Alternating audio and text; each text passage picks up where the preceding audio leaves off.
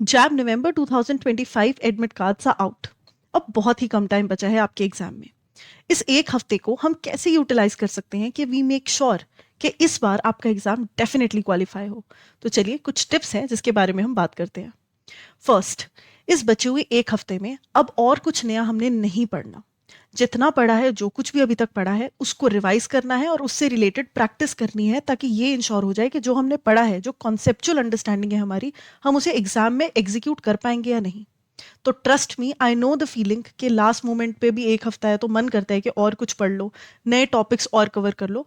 But instead of doing that, just revise what you have already studied and जो important modules हैं उन्हें पहले ज़्यादा प्रायोरिटी देनी है। तो D module being the most important, 2 to 3 days आप आंख बंद करके सिर्फ डी मॉड्यूल को रिवाइज करिए।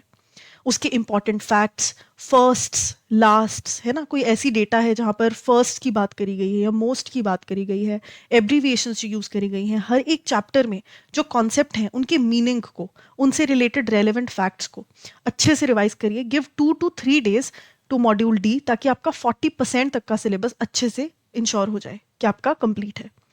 Along side keep practising as well. So practise as much as you can. हर रोज का एक मॉक टेस्ट आप प्रैक्टिस करने की कोशिश करिए। So giving the first 3 days to module D, the remaining 1 to 2 days to module A and B. ये बिल्कुल नहीं करना है कि सीक्वेंस वाइज हमने ए बी सी डी करना है। हमने पहले मॉड्यूल डी करना है, देन ए करना है, देन बी करना है एंड देन सी करना है। 1 से 2 दिन बी एंड सी को ईच आप दे सकते हो, और लास्ट का जो एक बचा हुआ दिन है वो आप दे सकते हो मॉड्यूल सी को। इसके अलावा बहुत ज़्यादा प्रैक्टिस करनी है। न्यूमेरिकल्स जहाँ से भी आ सकते हैं उनके फॉर्मूलाज को एक शीट पर लिख लेना है और एग्जाम से पहले उस शीट को एक बार देखकर रिवाइज कर ज़रूर जाना है। मेन एम और फोकस जो है हमने रखना है एक्यूरेसी एंड स्पीड पर, and on the fact that we are feeling confident while attempting the paper.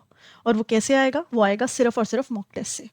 तो एक बार मॉक टेस्ट ज़रूर दीजिए टू जस्ट नो कि how are you going to handle everything when you are facing the exam. Accuracy पे ध्यान दीजिए अपनी conceptual clarity से, एंड स्पीड पर ध्यान दीजिए, क्योंकि ये एक बहुत ही प्लस पॉइंट है इस एग्जाम का कि इसमें कोई नेगेटिव मार्किंग नहीं है। तो कुछ भी छोड़ के नहीं आना, हमने पेपर सारा ही अटेम्प्ट करके आना है।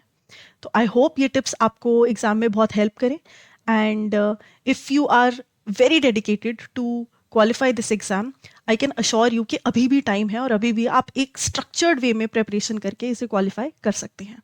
सो I wish you all the very best. Thank you.